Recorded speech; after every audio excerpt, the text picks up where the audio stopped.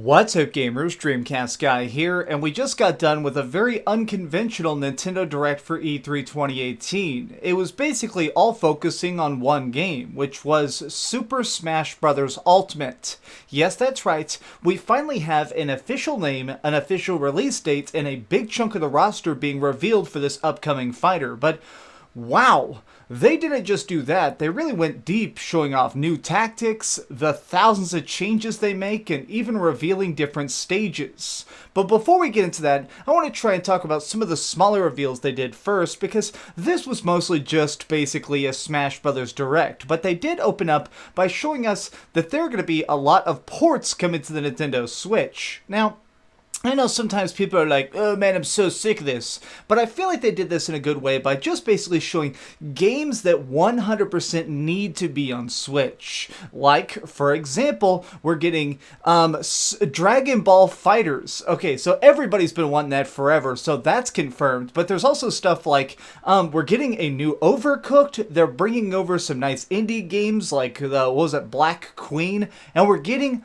Fortnite. Fortnite on Nintendo Switch is finally landing. In fact, it's going to be landing here in about 6 minutes. So at some point during this video, I'm not even joking, I'm really going to pull it up. You can see I actually have the store already ready to go because I knew that they were going to announce it. This is literally how hyped I am. Fortnite is not only one of my favorite Battle Royale games, it's one of my most played games ever. I've put over 250 hours into this one game. So the fact that I'm going to be able to play it on the go with my friends with this thing, a completely unique controller, obviously it gets me super excited.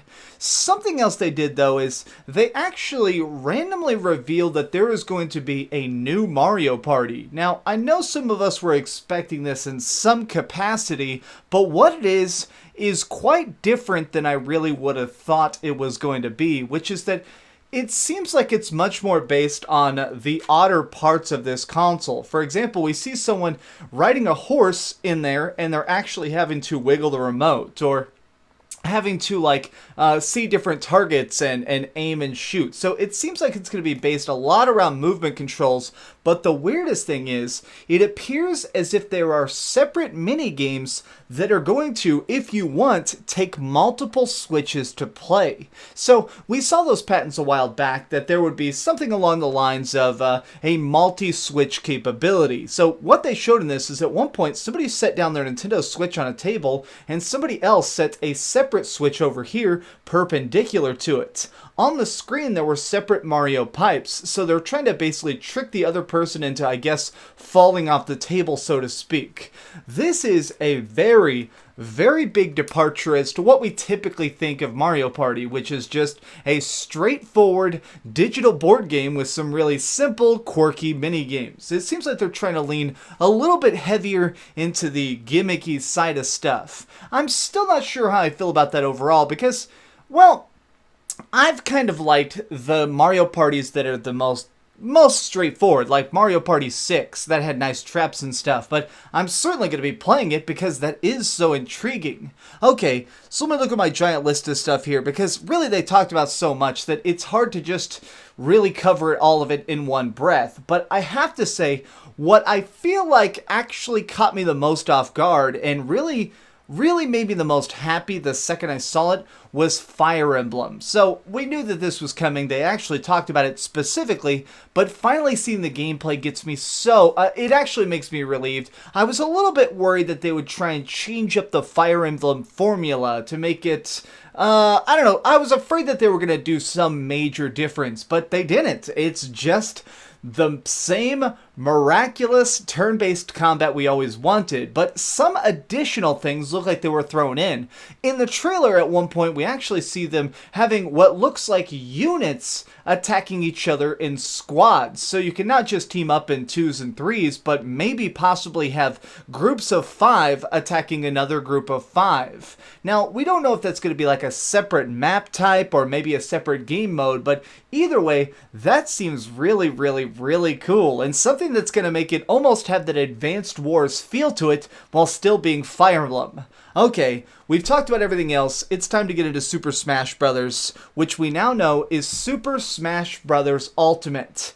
So when they first came out on stage and started going into this, I tried to write down the name of every single character they showed, and after I wrote down the first 30 names, I literally couldn't keep up. Because the big thing that they've announced here is that they're going to be adding in every single character who's ever been in any Smash Brothers.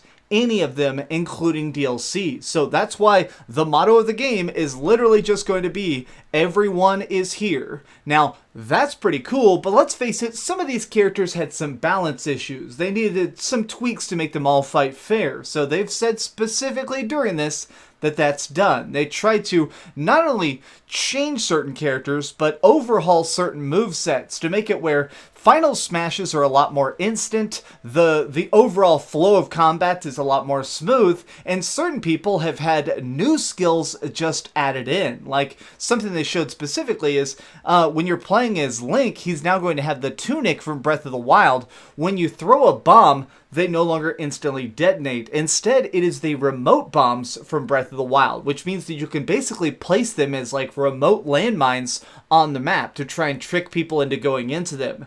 Now, all of this is really cool, but I'm also excited because they're showing that there's going to be a lot of new stages, a lot of new places to fight, and a lot of cool additional stuff. Like, something that gets me really excited personally is the Splatoon stuff. I'm addicted to Splatoon 2. I actually have over 100 hours played in it so far, and I really think it's cool that we're not only getting the Splatoon inkling in this game, but we're getting a special Splatoon map.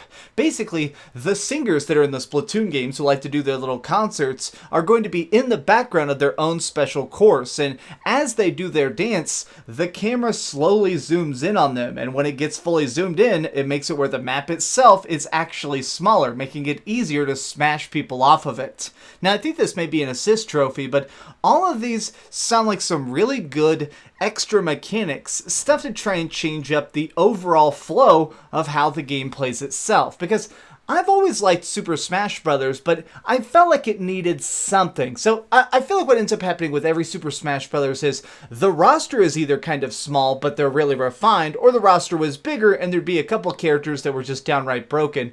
That's just my personal opinion, but now we really are getting the best of both worlds, which is the massive roster with tons of people to play, but also that even keel, the even mix of strong and weak to make it where everybody actually plays together phenomenally.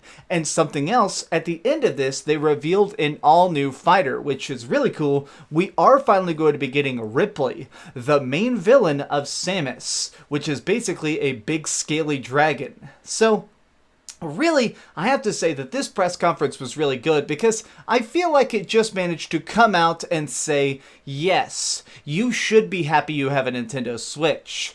I do, though, wish we'd seen just the tiniest bit of stuff about the new Metroid. I mean, Metroid Prime 4 we've seen zero of. We didn't see a new Animal Crossing. We didn't really see anything big besides Smash. I do think that Smash was cool, I do think that Fire Emblem was cool, but I still just wanted something else out there to try and cushion it, to try and make it where this felt like a big event. Instead, let's face it, this was just a giant grand tour throughout the world of Smash Brothers. While being fantastic, it did make me want just a tiny bit more.